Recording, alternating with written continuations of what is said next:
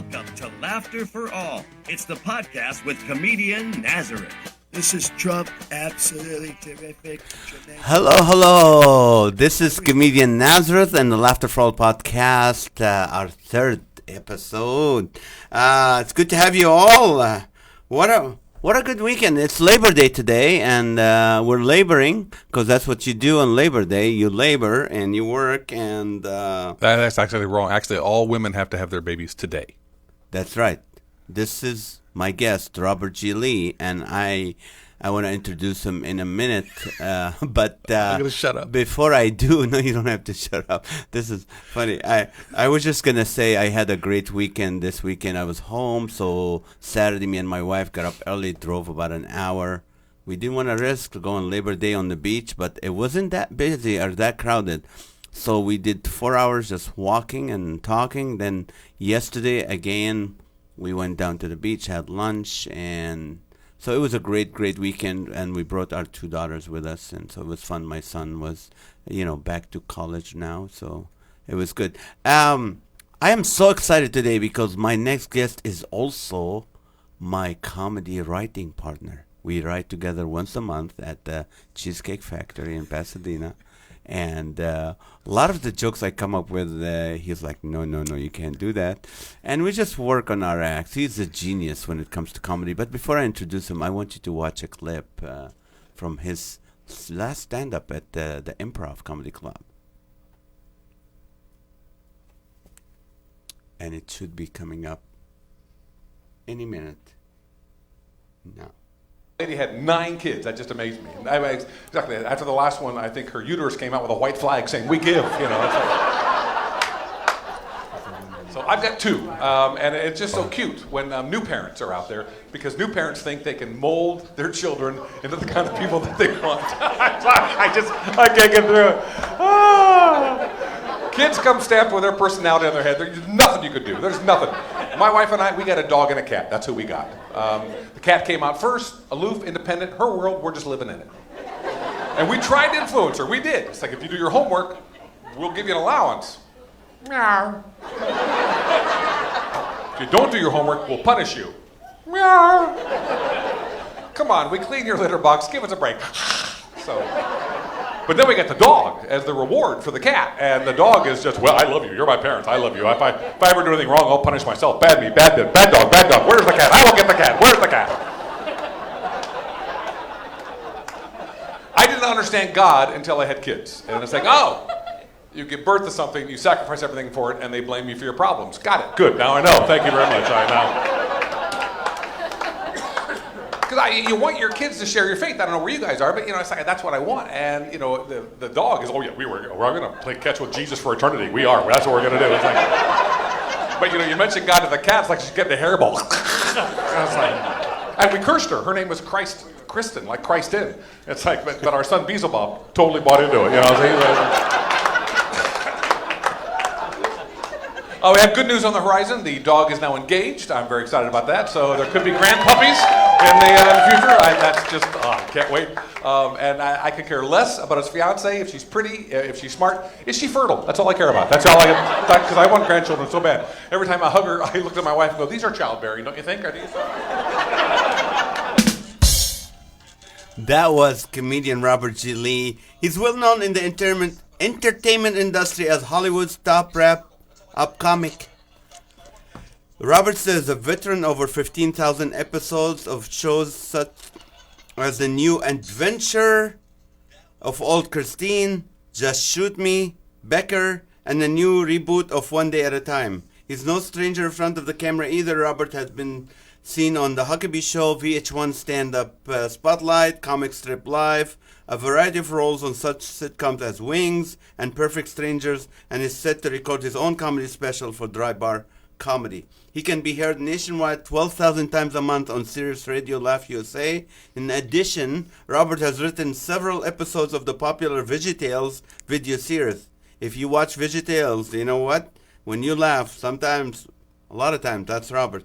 His latest clean comedy project is called I'm Sorry. Robert recently wrote and directed a faith-based screwball comedy feature called Can I Get a Witness Protection?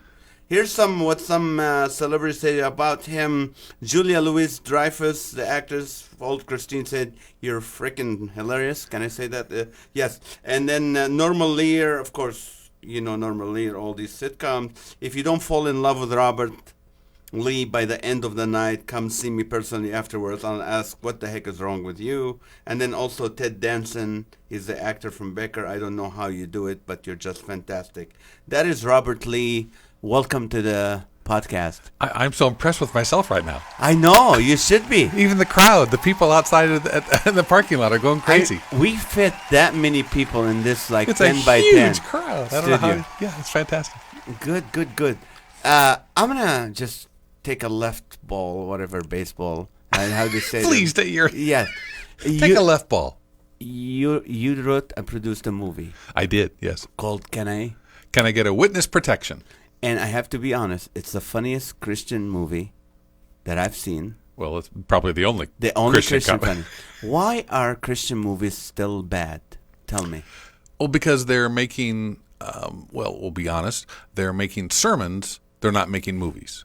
And they're trying to get a point across, and they're doing it using very specific emotional beats rather than a classic novel or classic movie structure. So they're earnest, but they're not particularly artful. As one of my pastors, Mark Brewer, said, is there such a thing as good Christian entertainment? And it's like, yes and no. It's just really, really hard. Now, VeggieTales, they did it right. They made it funny, they made it entertaining, and they got a point across. But so many of these movies out, and I won't name any names, but they're just, seriously, they're more interested in the sermon and the point. And even LA Times said, if they would just be more concerned about the characters, we would care more, instead of trying to make the characters make us cry every 10 minutes. Yes. And it's like, yeah, that's a really good point. It's always a cop and giving away his kidney, right? I don't know, but it seems like that, and I know it's getting better. It will get better. There's some good. But my son is a movie director. He's graduating, and he made a good point, and he said, you know what?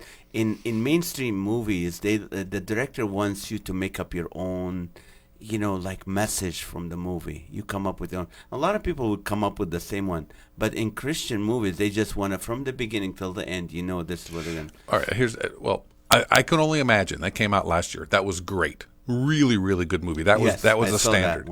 But when you have a discussion with someone, for some reason in Christian movies, the atheists are always wrong, and the Christian always comes out on top, and that actually never happens in real life. So it's just a big fantasy of how life should go, but it doesn't really go that way. Well, unless you're with Ravi Zacharias or Josh McDowell, yeah, he'll come up. But I know what you're saying, and we're not mocking. I feel as comedians, we are normally the critics of the culture. But when you're in the Christian realm, being the critic is not fun. They don't like you if you're the critic, or they're not like, oh, come on, give him a break, show some grace. So, yeah, and that does not help the artistic process to get better, because you're going to be criticized if you do something mediocre. Yeah. But, you start criticizing a Christian movie. I liked yours. I know there's another reason. It's a budget. There's not a big budget. Oh, yeah. Yeah, we had $3. Yeah, I know. I know what you could do with, $5 million for a movie, but you didn't have that because there's Christian investors who are still afraid to invest in a Christian movie. And they should be afraid because... we got turned down by a Christian bookstore. We got turned down by a major distributor because they said, the whole plot of the movie, it's called Can I Get a Witness Protection? A guy sees a gangland murder, and the DEA hides him in a church. And he's the assistant pastor. Even he knows nothing about Christianity. And the very first day on the job, the head pastor has a heart attack and dies. So the associate pastor has to take over. So the whole movie is him figuring out what Christianity is from the pulpit. And the criticism we got was, but that guy didn't go to seminary. Well, I know that's the point of the movie. It's like the point of the movie is the guy doesn't know anything about Christianity, and he finds out about it, and he has to battle the really uptight Christians who say, no, it must be done this way. Well, when we set out to distribute the movie, we came up against Christians who said, no, it must be done this way. It's like, you got to be kidding me. That's what we just made a movie about. So the Christians were so judgmental about our movie that we couldn't get it out there. So it was a great experiment, and I loved it, and I really wish it did better for my friends. But it was like, all right, God, I'm not really sure what lesson you taught me on that one, other than don't make another Christian comedy for a long, long time. It's got to be dramatic. It's got to be a real life story, and that's the only thing the market will accept right now. That's sad. It's very sad. Because we are the ones that can laugh, Now, comedy's going through the roof. Stand-up comedy Yes. on Netflix. It's going to be on Disney Plus now with Dry Bar Comedy. And I was talking to a friend. She's a screenwriter of Christian movies, and she says, well, you have to understand that people go, well, I don't want to see a whole movie, or I don't want to watch this, but I can watch a stand-up special. And so if we can get the word out through comedy, then maybe people want to they just want to laugh and have a good time, but they can't do it yet with Christian films because it's not allowed. I know Shonda just did one which is more documentary. Uh-huh. And even she was funny when she was doing the stand-up, but then the message was serious. But I don't know, hopefully one day. And, there is a talent. There's talent in the market. There are Christians. And it doesn't have to be a Christian movie, but it can get the message across. There's hope on the horizon. Okay. You are married I am, as a matter of fact. to a therapist. I'm married to a marriage and family therapist. Yes, I am. So you're the guinea pig. It's always, how do you feel about that, Bob? She's a wonderful and a wonderfully patient person to put up with me. And she became a therapist because we had problems in our own marriage. So she walks the talk. We've been married 38 years. This coming Thursday, 30, but year 19. Woo, that was a bad one. And I can tell you what happened. But Tell me, because I'll tell you what, Yeah. a lot of times when you're a Christian, you can't, I have a great marriage, great godly woman, loves the Lord. I love the Lord. We have a great marriage. Yeah, I told you, this weekend we can talk and walk on the beach for hours. We can get to Alaska, walk on the beach and forget about it because we're talking.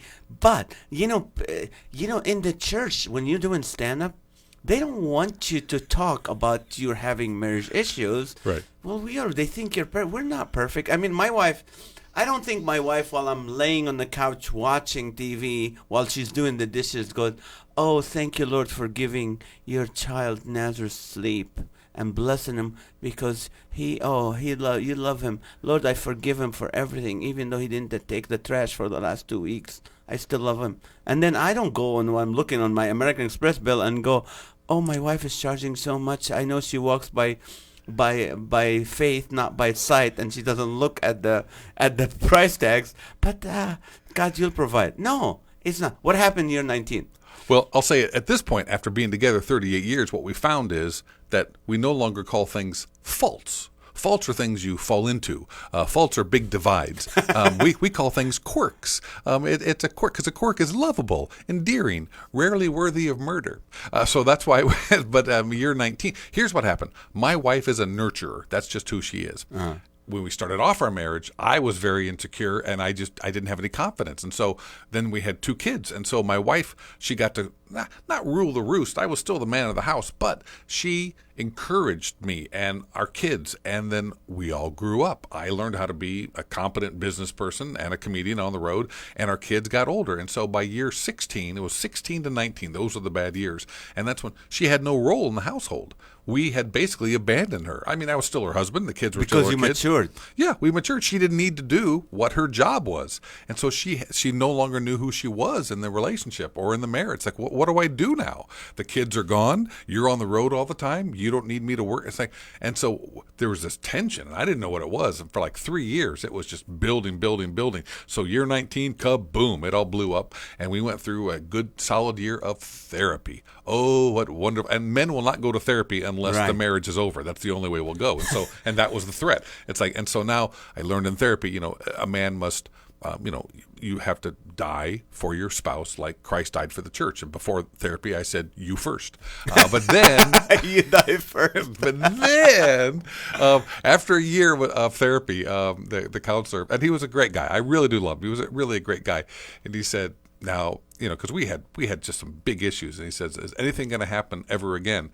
I said, I will do anything in my power to never set foot in this office again. So it's like, because I had an anger problem. I did. I blew up. And that comes from, as a comedian, and this is how I became a comedian, if it encourages anybody out there, I had very, very poor speaking skills, and that my family, conflict was not allowed. It could only be funny. So it's like, well, no, that's not the Christian thing to do. And so we weren't allowed to ever criticize or be negative. But if I could make you laugh, see, if I made my parents laugh, it was okay. Right. So I sarcastic. I wouldn't be honest and say, you know what, this is just irritating me. And I would let it build, because in the back of my head, Christians don't get angry. Christians don't do anything wrong. Christians never criticize. Right. And it just built. And then I'd say something sarcastic, and she would just get mad, as well she should, right, because I wasn't dealing with the problem right at the outset and explain. So, I mean, recently it was growth comes in stages.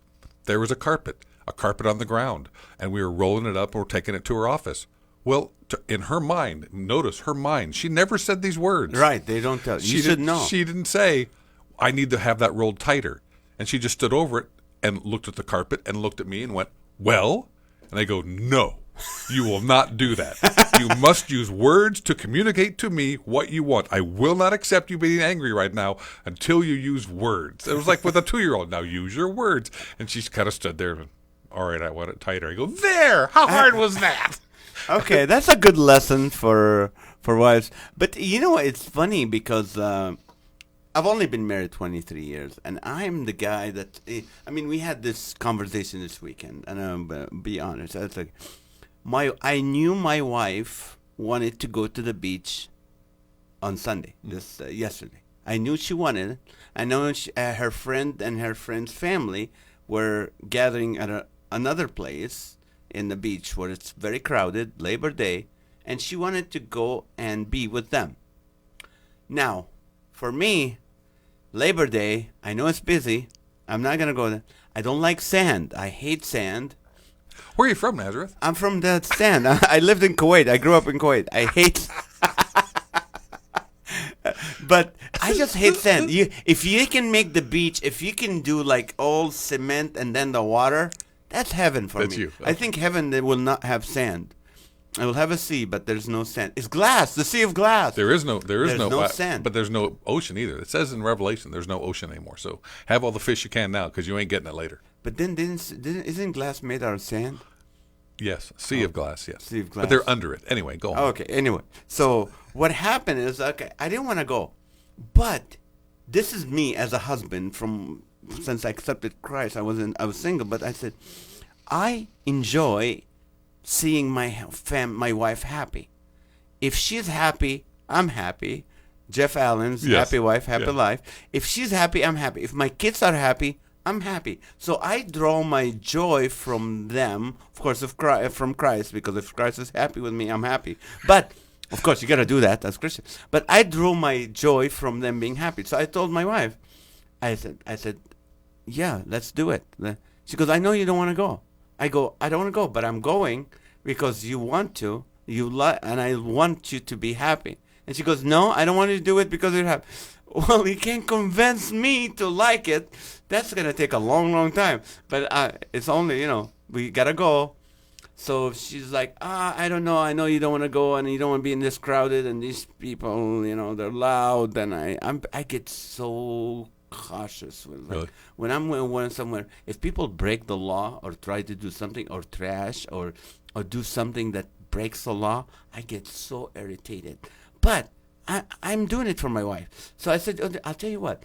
Why don't we go have lunch at there's a nice hotel in Laguna Niguel. They have a balcony, oversee. Their prices are very reasonable. It's got cement and water. Your two requirements. You're on the cement and you're looking at the water. Yes. Just from far away. She goes, okay. I said, and then so we went there and said, okay, let's go down to the beach and walk on the sand. And my wife and my daughter jumped in the water with her clothes, just like her mom. And me and my other daughter, the 18-year-old Carol, were like walking, making sure sand doesn't get in our shoes or our stuff. It was funny. And then finally we drove to where her friends were and spent an hour with them. My wife is happy. I'm happy. Yeah. So she's a therapist now. Yes, and so after that therapy, for a year, she found out that she liked it. Yeah, we should finish the story. And because she's a nurturing person, she realized that she always collected what I called stray birds. All these people who just, always attracted to her. They're always telling her problems. She's always getting these calls from friends. Well, she made it her business. And it's kind of sad about our society that we have to have people that we pay. We used to have friends. We used to have grandmas. We used to have a village. But now we go to therapists. And so the side of her personality that needed to be expressed, which is her nurturing side, is now her career. And so my kids and I were off the hook. It's like, okay, mom's happy again. Wow, this is fantastic. I'm too tired to do therapy on you guys. Leave me alone. Oh, this is fun. This is funny. I know you have one of the funniest bits about men and women, which is in the ring. And well, yeah, I mean, and it came from my wife because she would come home and tell me stories, and she says she can't give me details, but she says, there's just no way out of this. This is the biggest fight you've ever seen, and she'd come home exhausted, and of course, it always made me look good. It's like I didn't take out the trash, yeah, but I didn't do what they did.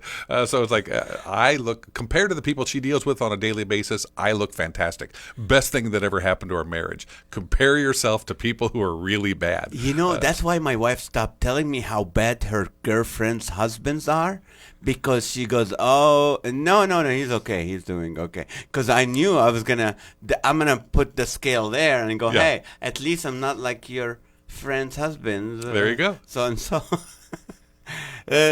Okay, so you have 2 kids. I do have 2 kids. Yes, I do. And like you saw in the first routine, they are literally a dog and a cat. That's just their personality. That's who they are. My daughter lives in Detroit, and she's just one of those people that she's fiercely intelligent. And so she's probably closer to my personality because she just fights everything. And she's got this critical spirit, and she's so intelligent, and you can't beat her intellectually. She's really smart. And That's I my love daughter. her for that. And then my son, he's the golden retriever. Now he's the one who is the peacekeeper, wants to keep everything happy, and he's and he's a policeman, and so he's the guy that literally his job is to keep the peace. That's what he does, and so you can't rile him. He's always very, very calm, and I'm just I'm like a ping, ping, ping, ping. I'll go, then I'll come down. I'll go, then I'll come. And my daughter's the same way. My wife and my son are very even keel. So this mixture, but my son is fantastic, and he's dedicated his life to protecting the innocent.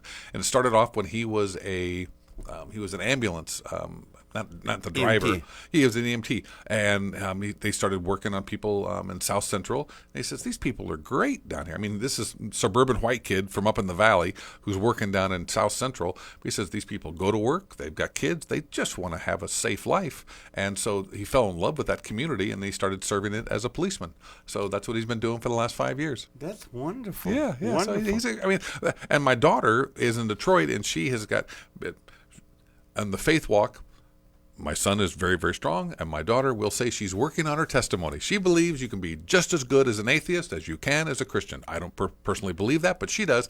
But she's put her money where her mouth is, and she's opened up an office for underprivileged women of color who can't afford to have their own office. So they pay like $25 a month, and if they can't pay the money, then they just come and they are like room monitors. So she's got 25, 30, 40 people sometimes renting office spaces out of this big nonprofit. To do business from there? Well, no, to learn how to write, to do business, whatever they want. It's their office; they can do whatever they want. So she spent a year putting that together, and it's really big in Detroit now. She's got a really good name and reputation. I wish it would fail so she can come back home, but it's going very well. That's awesome. My daughter's the same way. She's intelligent. She's like the cat. She's like, but she's a strong believer. My son is a peacemaker like me, and we love peace. Why? Don't start anything. Just keep it, keep it calm and peaceful and quiet. And also I have my third daughter. We don't know what she could be, a raccoon or a lizard. I don't know. But you do a lot of warm-up television, which some people don't understand what that is. Can you explain what is warm-up for some people who don't know? When you see a sitcom on network television, it's so easy. It's just 22 minutes or a half hour, and there's commercial breaks, and that's it. Well, what you don't realize when you're in the show, it takes 4 to 5 hours to film because they'll do a scene, then they'll stop, and then they'll go change close, and then they'll come back and do another scene, and then they'll rewrite the scene if it's not getting laughs. So they always have a warm-up comedian. So I'm the guy in the audience, and I don't just get the audience going. That's not my job. My job is, do 10 minutes up top, but then it's all the breaks. And you never know how long you have. So it's like you could have 10 minutes, you could have 5 minutes. You could do, sometimes been like, it's a costume change, and we have to do this, and we got, Halloween episode, they've all got to put on costumes. You got a half hour. Okay, here we go. So you just go. And so the show really becomes this mixture of they're the stars down there, and then I'm up in the audience and having fun with the audience. So it's a big party atmosphere. It's a lot of fun. And I learned how to ad-lib off of that. And it's like, it wasn't good for my stand-up career because you can't do any material. You can't do any material. No, because the audience doesn't want to hear your material. They're here for the show. Right. And so you start off with having a great, it's like Charlotte's Web. The pig is great, the pig is great. I don't know if you've ever, you weren't from this country. I'm kosher. I'm not allowed to watch Charlotte's Web. Okay, there we go. We'll just skip over that book. But it's a lot of saying, look at them, but after 4 hours, the audience hopefully likes you. It's like Norman Lear said, if you don't love this guy by the end of the show, you come talk to me and I'll ask you what the heck's wrong with you. And so it's this niche that I fell in. I didn't want to go on the road as a comedian. I didn't want to leave my family. This was before my wife got angry, and and the kids were young. And so I was able to just drive down to Paramount, drive to Warner Brothers, and do the shows. And after 30 years, I'm still working with Norman Lear. He's doing One Day at a Time, and it was on Netflix. Now it's over on Pop TV, and it's great. Now I actually get insurance. Now I actually get a pension. I didn't have that for years and years. What is that? I know. It's like as a comedian, who knows? But that's winding down. I know it is. There aren't that many 3-camera shows now. It's got to be a 3-camera or 4-camera show, like Cheers, Mary Tyler Moore, all those old shows. But now they do 1-camera shows like Modern Family, and they don't have an audience. So if you don't hear a laugh track, then it's just they don't need a warm up comedian. So I've started to go back on the road, and which is fun. It's like I'm reinventing myself as a stand-up comic, and that's been going on for the last couple of years. So I did stand-up, I did some CDs and albums, and then I kind of gave it up, and I worked in the church for a while. I made my movie, and then I looked around and went, oh, I have to go back into stand-up comedy. And it's just a blast right now. You've been doing it full-time. I gave it up, essentially, for a while, and now I'm back in it full-time. I'm glad you are, because you're so funny, and you're classy, a lot of comedy, just as any comedian. Like, it's funny how some people go, oh, he's a Christian comedian. No.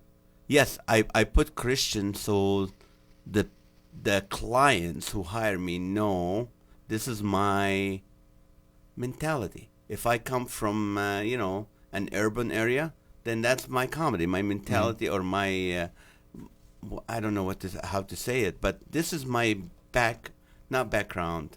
I lost the word. What is it? It's it's certainly a descriptor of who you are and what your comedy is going to be. Yeah, what is my view on life, point of view. There we go. My point of view. I'm a Christian. I come from that perspective. I'm conservative. So this is my comedy going to be about. Doesn't have to be like, oh, how do you get holy water? You boil the hell out of it. No, I don't do that. I don't do Noah jokes. Boom. I don't do these jokes, but a lot of people think, oh, he's a Christian, therefore he's mediocre. He's not. He's okay. Because there's a lot, and when we do the CCA, the Christian Comedy Association, you teach a lot there too, and it's we try to tell these comedians, you gotta be good. You gotta match any comedian working in the clubs. And you were just in a club, right? At the Improv, one of the top clubs. You were just performing in a club. Yeah. And you didn't change anything in your material. No, and it's fun, and it's a little. Every once in a while, it's schizophrenic because the guy on before you can be really, really dirty, and then clean, and then dirty, and then clean, and it's a head shaker. But then you go out there and, all right, I'm going to be who I am, and I think I was insecure about that early on. It's like, oh, I feel bad. I'm like Mickey Mouse. But now people, it's like this breath of fresh air. They come and say, you didn't curse. I didn't think that was possible. That was really, you were the funniest one tonight. That was great. So it just feels good to go out there in a competitive setting, and all right, I'm going to be who I am, and people who love it resonate with it. And if you want dirty comedy, there's plenty of places to find to do it. Oh. One of the interesting points, just why be clean?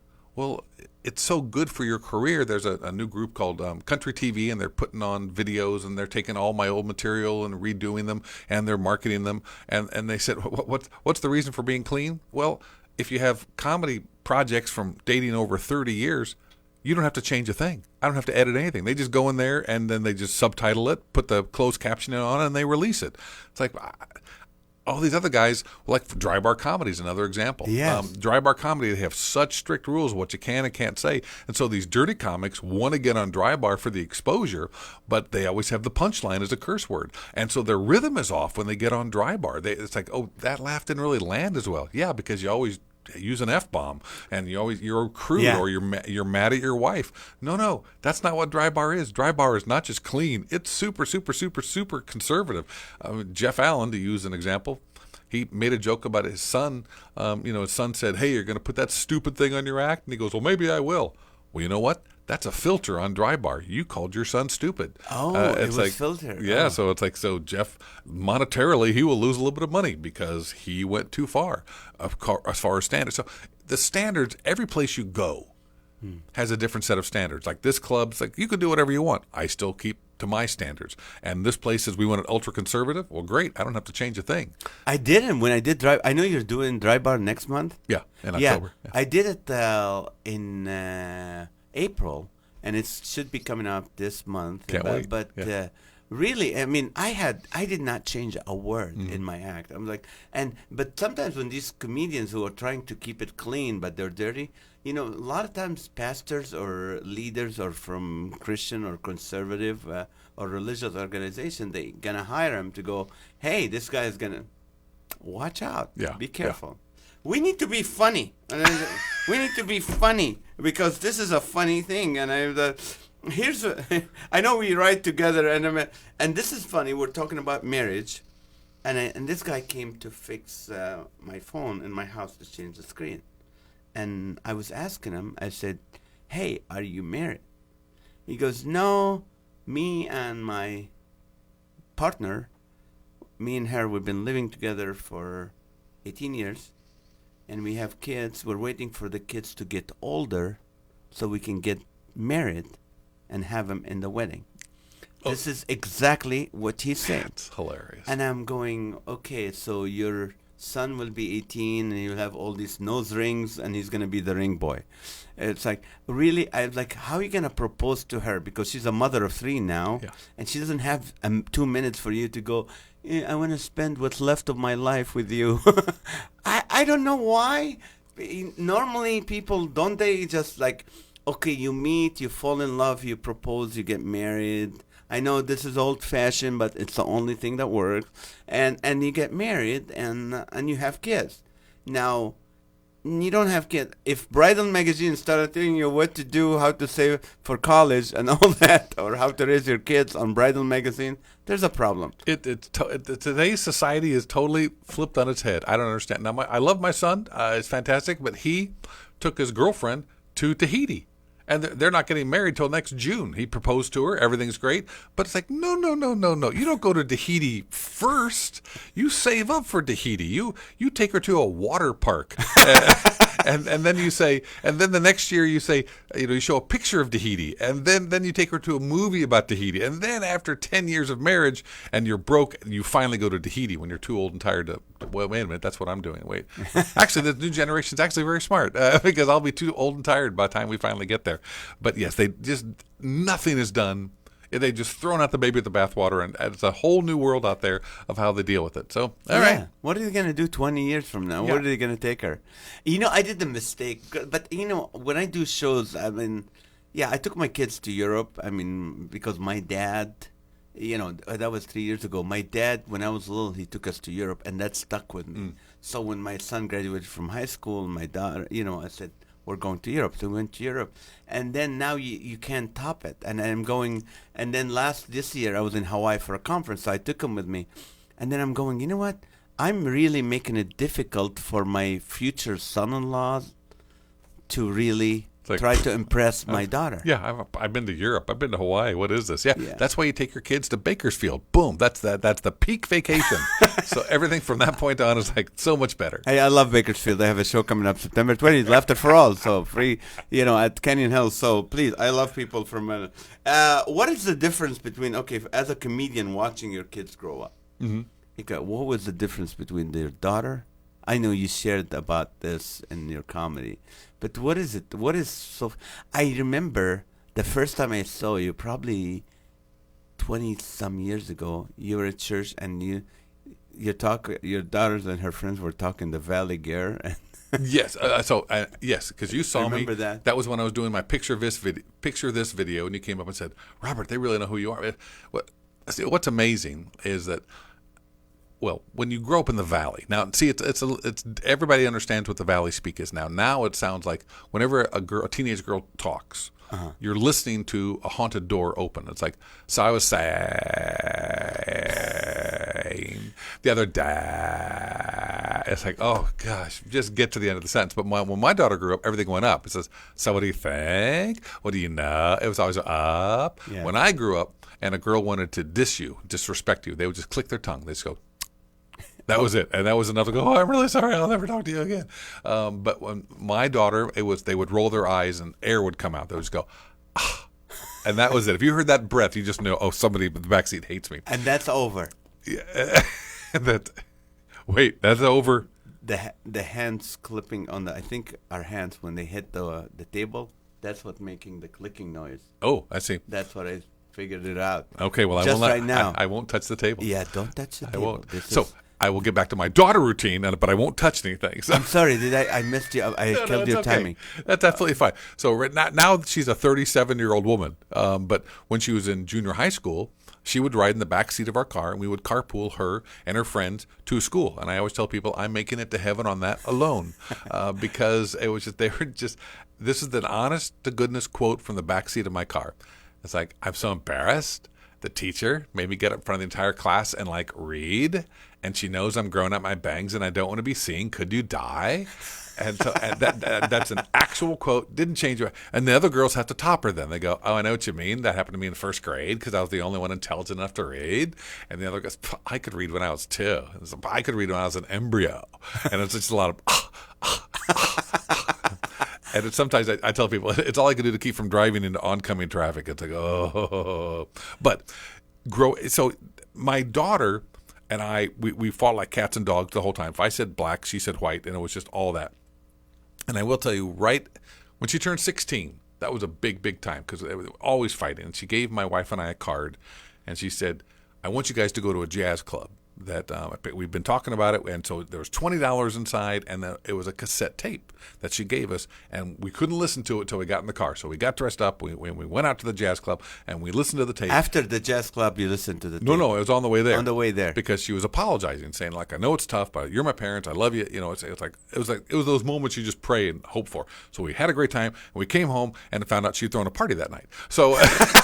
And I couldn't get mad at her because what she done was so sweet. It was conniving and clever at the same time, and very thoughtful. So that was my daughter and I just had those things. But my son, again, golden retriever, no problems. I have no routines about my son. Although I will give you this one. Growing up, he had an automatic sucker twirler, and I don't know if anybody in your audience understands what this is. You go to, this is how lazy his generation is. So you go to Walmart or Kmart or anywhere, and it's a battery operated sucker twirler, and it turns the sucker for you. So all you have to do is put it in your tongue and go, ah. His generation's so lazy they can't even lick on their own. That's how bad it is. But now that guy who was, on automatic sucker twirlers is now an armed officer with the LAPD. So you never know where your kids are going to end up. But it's like those growing up years, and I've told people this, that if the Apostle Paul had teenagers, Christianity would have been nipped in the bud. Never would have happened. You would have had teenagers going, we're going to Corinth again? We just got back from Ephesus. Everywhere we go, you're beaten, you're robbed, you're stoned. Why don't you just write these people? Hey, that's a good idea, young lady. I like that. So anyway, the kids are just this cauldron of comedy material. And I had to check things out with them. I could never say things on stage without having it okayed. Like I did a big picture video of my whole family, and Ann was pregnant, and it was just a great picture, and that was not going in that video. I said, but look at how outdoors. She said, you're not going to have that up for people to look at. So yeah, you always have to check. It's like being a pastor's kid. You got to check out everything with them to make sure it's okay to say on stage. That's true, because sometimes my kids, they get mad, like, Dad, why did you do that bit? I go, it's comedy, my life. This is how I express myself. No, Dad, you can't do that Yeah. bit. And but now I have two daughters, and what I'm dealing with is lip gloss. I'm serious. I'm looking at my Quicken. I'm like, at the end of the month, I'm like, there's a budget for lip gloss, and they keep losing it. And if people don't know, lip gloss is just wax. You can go to, what's it called, this AutoZone, and buy a whole can, $12, and they give you a free sponge with it to do the wax. No, they buy it. It's like $18. It's from, Yeah. they go to Free People or Urban Outfitters, and they have this cotton candy flavor. Oh, very nice. Yeah, because if you put it on, it feels like you're at the LA Fair or Yeah, something. but as a dad, that means they're kissable. Don't let them put. No, you got to give them flavors like hot avocado. Things that when a boy kisses it, he'll burn. Yes, well, I wasn't going that far with it, but it's funny because I'm like, what am I afraid that they're gonna die from cracked lips? Anybody died before because they don't we never had lip gloss, and they lose it. I mean, I look under my car, under my seats, and there's like 8 and 10 of them, and it's like, Dad, did you find my lip gloss? I need to buy some more. And it's like, there's an app for lip gloss. Ooh, you should put a tracker on each of those lip gloss because they're like $20 a piece. I know, and we went to Alta. There's a place called Alta. Oh, sure. Yeah, my wife goes there. Yeah. Alta and Sephora, those are from the devil. You know what? If we named Satan's demons, one of them is called Sephora, which is from fire and sulfate in the lake of fire, and the other one is called Alta. And I found out true. I'm serious, Bob. $85 for a lip gloss. You can lease a Kia for $85. Do I want to go to work? Drive across the country. You can take an Uber to, I don't, $85. Do I want to get to work, or do I want luscious lips? I don't know, but I think that I'm so glad my boys doesn't use it. Man, can you imagine lip gloss for men will be like Tabasco flavor, barbecue, There you Jack go. Daniels, and we'll have a chain attached to it to the pants. What's it taste? Tastes like bacon all day long. I love this. I know. So, that's funny. You reminded me of something. One time I saw you in Oregon. We were in Portland doing a show together, and that was many, many years, like 27 years ago. And you were doing the pictures of your life. Your whole show was pictures. That was before Instagram. That was before now every pastor have to do media and to go and to show stuff. I mean, you were like ahead of your time. You were the Instagram of your day. And the whole show, it was amazing because people didn't know. It's like, I'm going, wow, this is funny. You talked about, your friends from college, then your marriage, then your kids. That was amazing. We're a very visual society. that was a lot of fun. I enjoyed that. And now with the technology, it's easier to parent because I'm thinking for my kids. I go to Instagram, I find out where they are. Oh, there you go. I have the ring, so I know what time they came home. Yeah. And then I also find my friends. I know where they are. My parents never had that. No, we just left. We left, and when school got out, we left in June and came back in September. So what are you working on right now?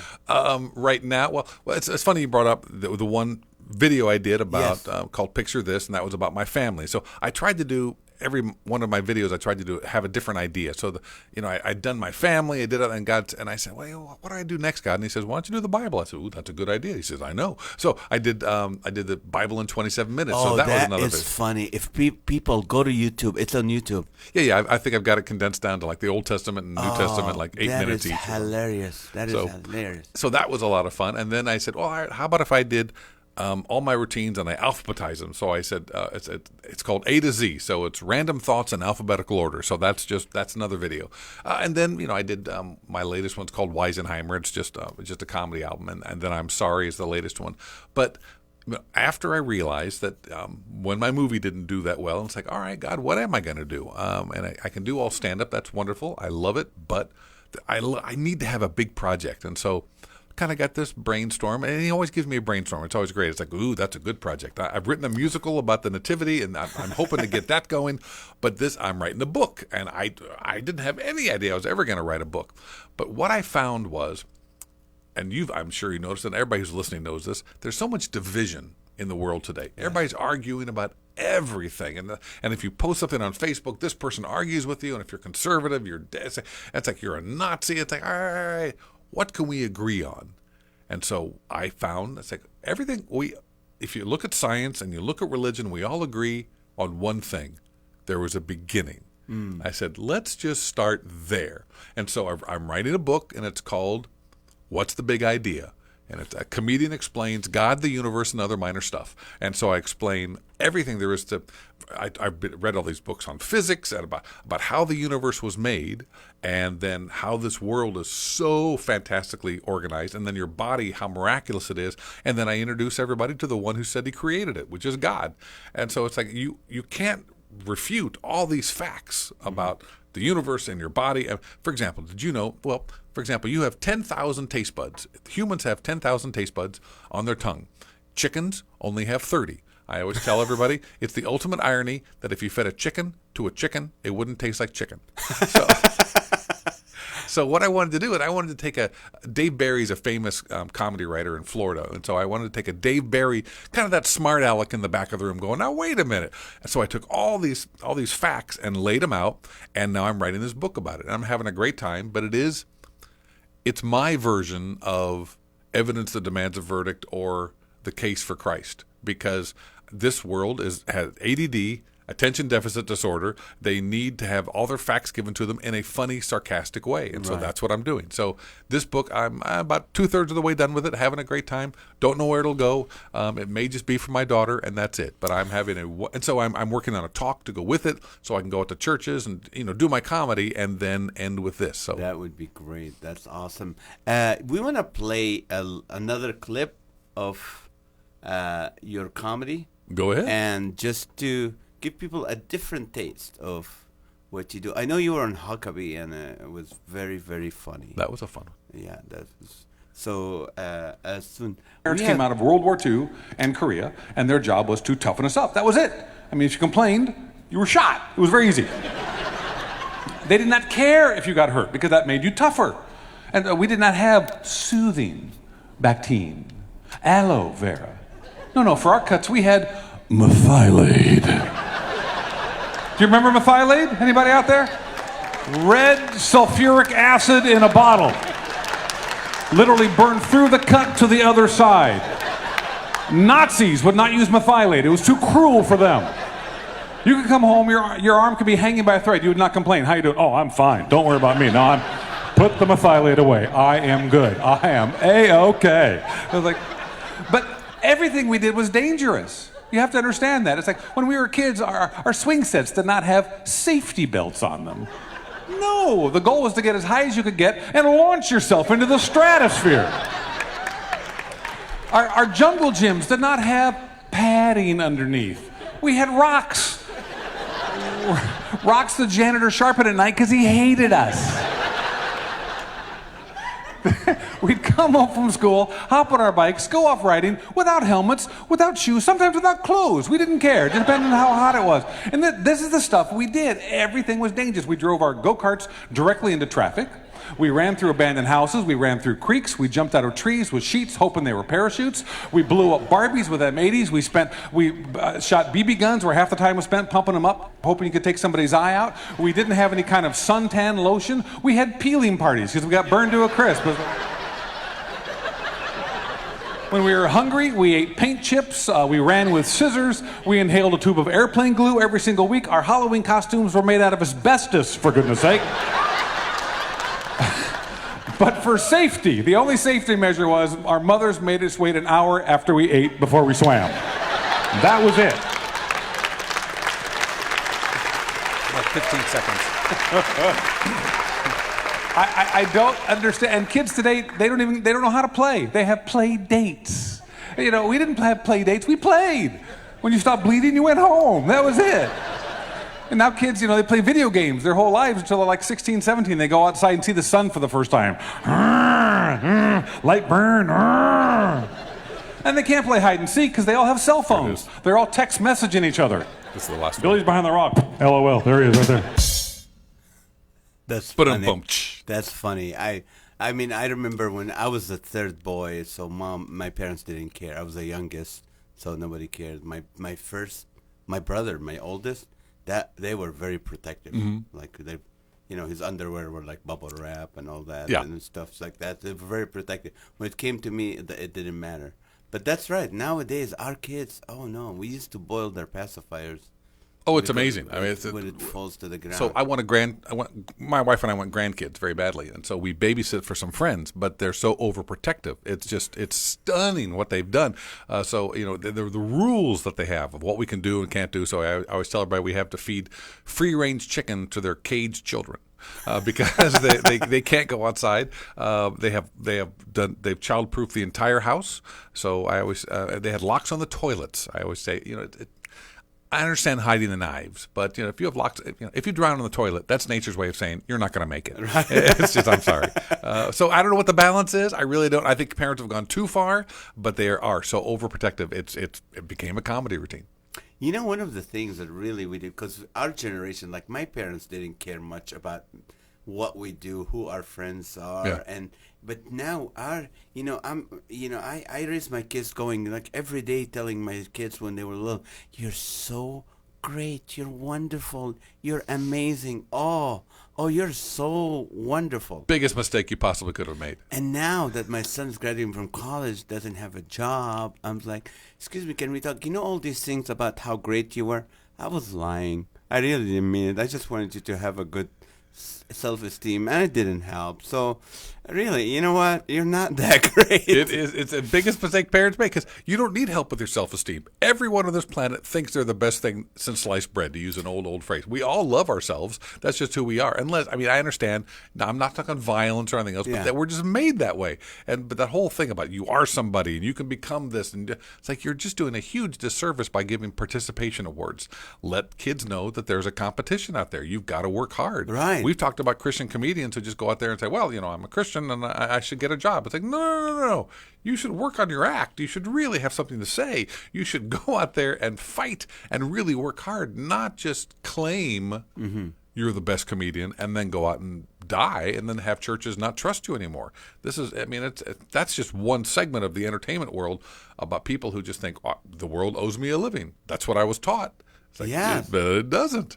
No, it does not. And then a lot of times you get that idea, it's like, I want to do comedy, and I'm just going to go up on stage and try it. No, you're not. Yeah.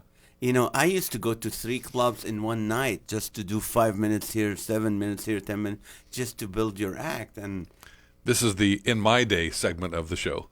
Yes. In my day, it was much more difficult. In my day, we hadn't invented jokes yet. We had to make up our own. Yes, but what can you, this show is about being funny, but also we want to encourage people. And Robert, what is something a story in your life, something happened that really can encourage our listeners? Well, I always tell people, if Christianity does not help your life, then it's not true. It should help. Josh McDowell has written books of Evidence Demands a Verdict, and he says, I never tell people about facts. He says, I just tell them what happened in my life. And recently what I've been doing is it's just, I've got a couple stories here, obviously, because that's what I do. I tell stories. But I just say, I did a comedy show, and it didn't go that well. It was okay. Mm-hmm. And I woke up the next morning. You go over your act, and you go over your jokes, and then it was just impressed on me. And when I say God talked to me, I always get impressions. I always get feelings. It's not like he sits down across, but I always feel it's that strong impression, like, oh yeah, that's there is a communication, or else prayer doesn't work. But he said, you kind of did last night on your own, didn't you? I was like, oh, I did. I forgot to invite you on stage, didn't I? And when the problem of being competent, it's like, well, I can do this, I can do that. It's like once you get to be competent, it's almost like it's better if you're horrible at something, because you have no recourse but to ask God in. Mm-hmm. But when you're competent, I can do this, I can do that, and at a certain point, it's like, okay, I just keep trying to do it on my own. And that's my big mistake. So what I've learned in this life, and hopefully it'll continue, is to invite a partner on stage. And it's a weird way of looking at it, but I say I don't do solo anymore. It doesn't work for me, because on my own, I know, it's some days will be great, some days will be mediocre, other days I'll bomb. It doesn't happen that often after you get enough experience, but still, it's like that feeling of, did I do anything up there? It's like, but if you invite a partner up on stage, invite God in. And it's not just for comedy. It's when you wake up in the morning, invite God in to your life. It's like whatever your job is, invite God into your relationship. You're frustrated with your kids? Yeah, because you're doing it on your own. When you have a partner with you, it doesn't make it as hard. Life is still difficult, but it's much better to have the one who designed life and knows how it should work to come alongside and give you hints and suggestions and help. We all want helpers, and that's what the Holy Spirit is. He's our helper. So as far as encouragement, that's the big one. That's the what do you do?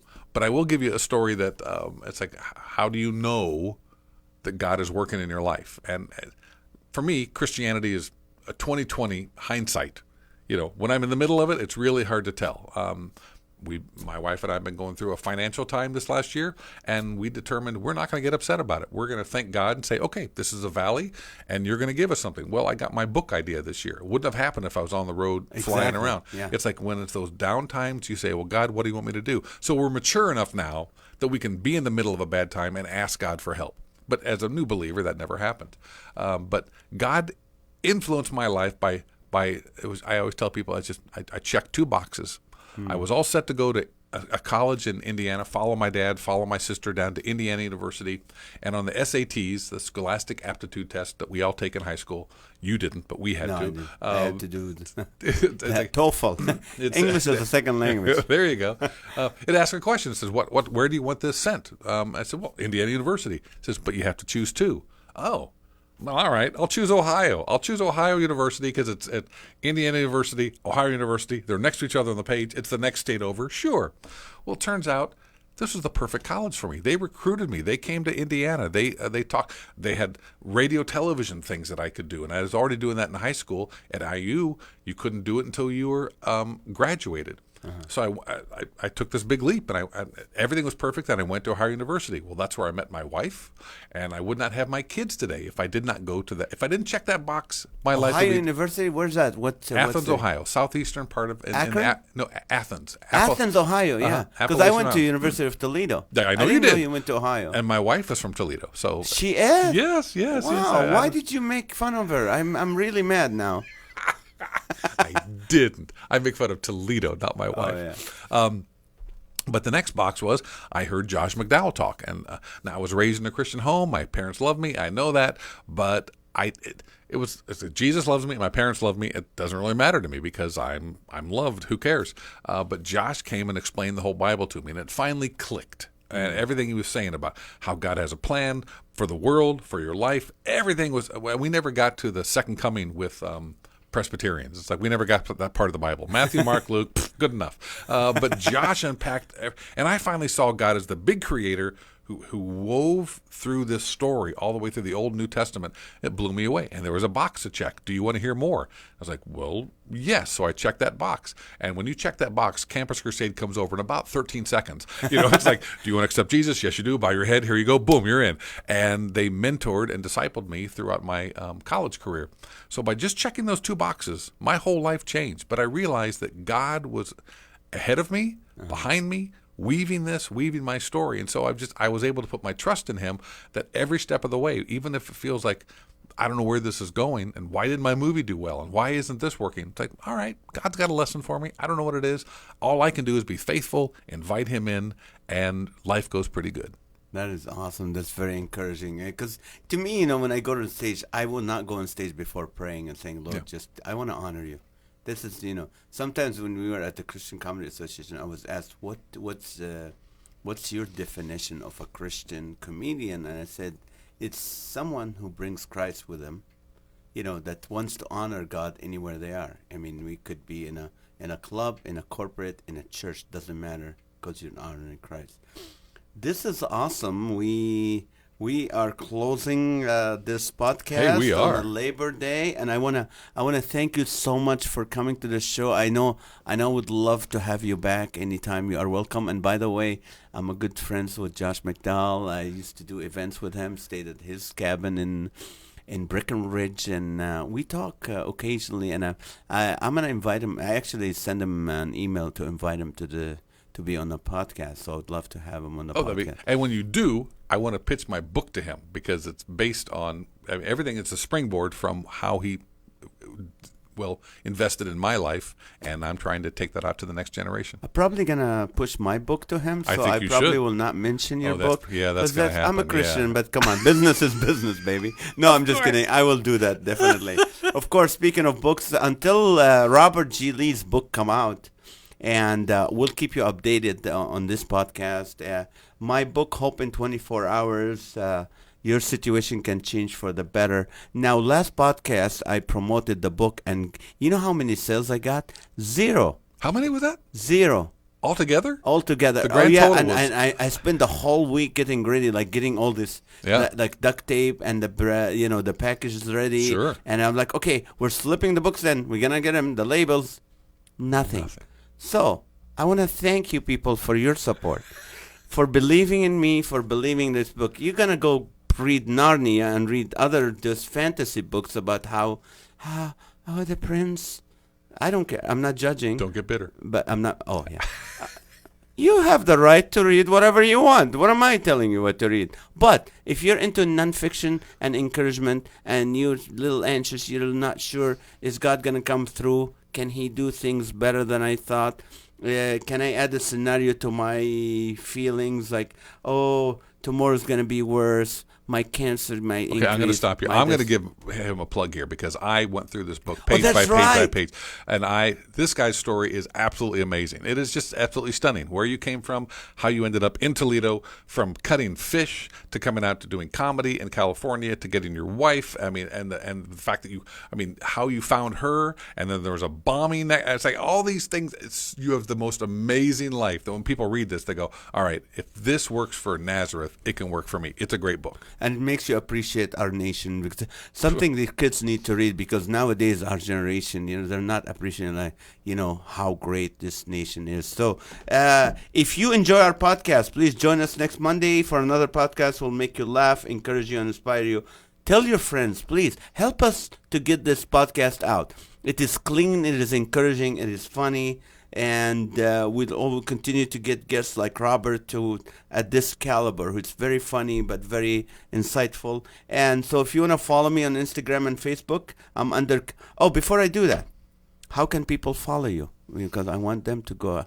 On Facebook and Twitter and all that stuff. I mean, I'm there, and I've got my new program called Monday Funnies and the Best of Bob so Monday and Thursday I put out new programs, and they can go to on Facebook Your Daily Dose. They can follow me on Twitter. What would be Robert G. Lee? If they go on Facebook, or they just type in Your Daily Dose, Your Daily Dose, or they can go to my webpage. What's your? Well, I'm at robertglee.com. That's the webpage, and then Facebook is just type in Robert G. Lee and be a friend, and then they can see all my daily dose and everything else. Perfect. And after you do that, you go to Comedian Nazareth on Facebook and on Instagram. On Twitter, it's at Nazman, Nazzman, and on LinkedIn, it's Nazareth R. You can also enjoy some of my videos on YouTube under Comedian Nazareth TV, and also you can watch some of Robert's funny videos on YouTube, and you have to watch the one about the Bible, the Bible in 12 minutes. It's now condensed down to 8 now. So 8 minutes. Okay. There's an so 8 minute. Get it before it's only a minute long. Until next time, may the Lord bless you, guide you, shine His face upon you. And you know what? Keep on laughing. It's good for you. It will change your whole day. Just laugh. Go to YouTube. Watch some of our comedy. It doesn't have to be dirty. Watch clean comedy. It will make you laugh hard. Your facial muscles will start working, and you look younger. And it lowers your pain threshold. Raises it. It raises your pain. So you can actually, it releases endorphins, so you don't have to work as hard for exercise because you've already laughed. But I just recently found out that it does. You have a higher tolerance for pain when you laugh. And try it at home. Okay, watch one of our videos. Slam your knee with a hammer or something, and feel that there's less pain if you've done it without watching. I would say if you're, especially on Labor Day, if you're going to have a child before birth, go to a comedy show, and then you're 10 centimeters. Tell me a joke, something like that. or we'll come to your show. Like, push. Two guys walk in the bar, push. Okay, all right. Well, thank you so much. That's our show for today. Thank you for taking the time to watch it. Please, if you laughed, if you were encouraged of something, you share it with your friends. Thank you. Adios.